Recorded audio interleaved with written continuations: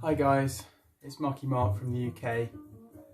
Great to be making this video and entering this competition, which Michael from Noted and Archived has set, the VC community, or VC. I thought I would try and make a video for you guys to share with you some of the things that I've found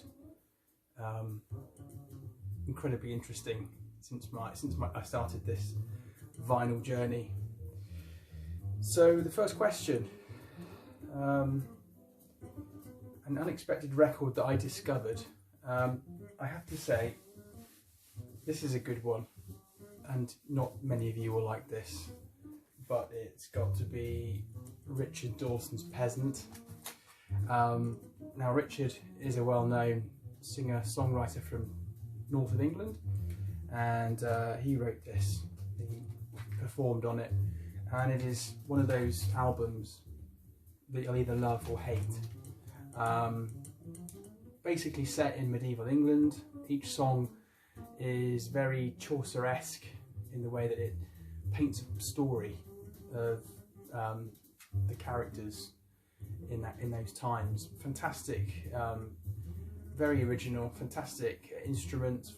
It's quite gritty, it's raw, it's beautiful, but for me, you'll either hate it or you'll love it, and my wife hates it. But I have caught her humming the tune of Ogre, which is the second track. So that's Peasant by Richard Dawson. Two albums now that are light years away apart from each other. This was really tricky, but I decided that one way to sort of try and illustrate this was to show you what I have found to be fantastic, and that's Ernest and Simz, the Royal Ballet performances. My goodness, when I got this, I was so happy. It is beautiful, it is gorgeous, it is just so amazingly spacious and open, and I am incredibly honoured to own it. I treasure it. I've learned so much about ballet, and I've learned so much about the joy of ballet and how it was, how it brought so much relief to people after the war as well. So this is one of my favourites.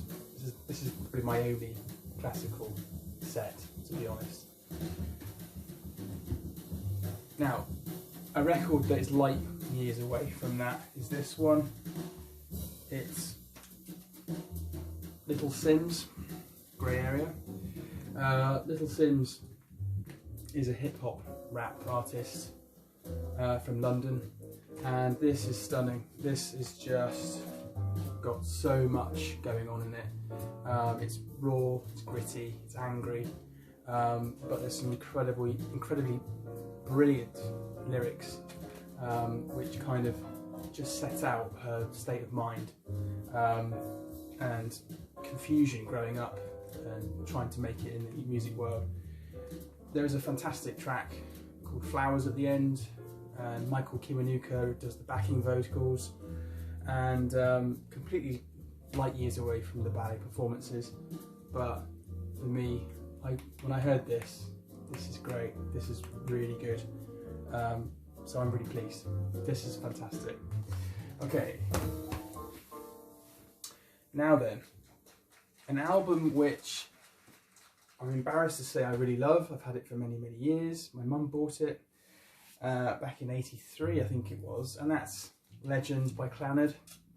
Now, for some of you from the UK will remember, of a certain age, will remember the Robin Hood series that featured, I think it was in HTV on Saturday afternoons, with Michael Praed playing Robin Hood, and it's fantastic actually. I don't know why I'm embarrassed about it, but it sits very proudly in my collection. Clannad, the recording is fantastic. Amazing bass, amazing depth, and for me it's probably a bit of nostalgia as well, because I remember watching Robin Hood when I was a kid. So that's fantastic, really think that's great. Now to an album which I listen to most in my collection, has to be this one, and this is Dave Mathews' Crash. I was very lucky to get this from a shop in New York, but I had the CD and I listened to it in Australia, and it's this album that my then girlfriend, now wife, 20 years ago, shared. So this was a huge find for me.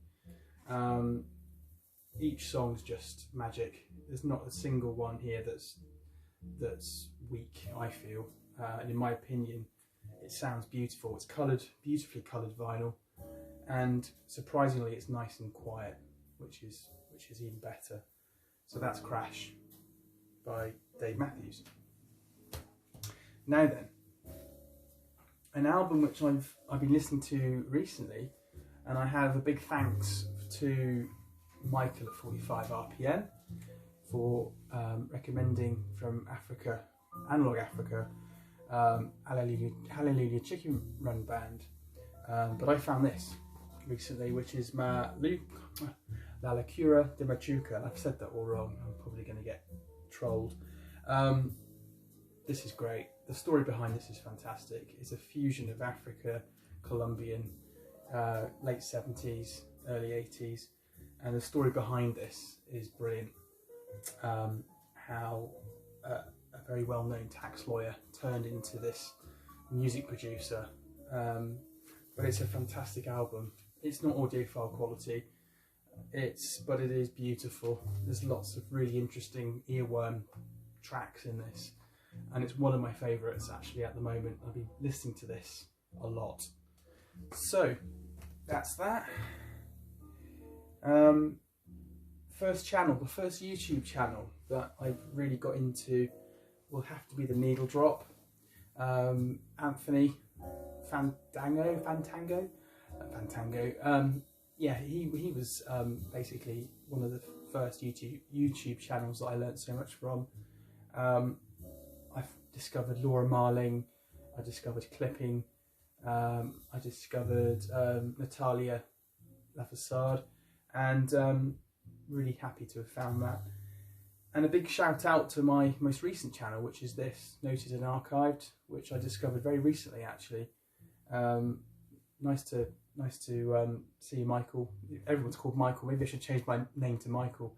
But really nice to see that he mentioned Grant Green and Sunday Morning and Graceland.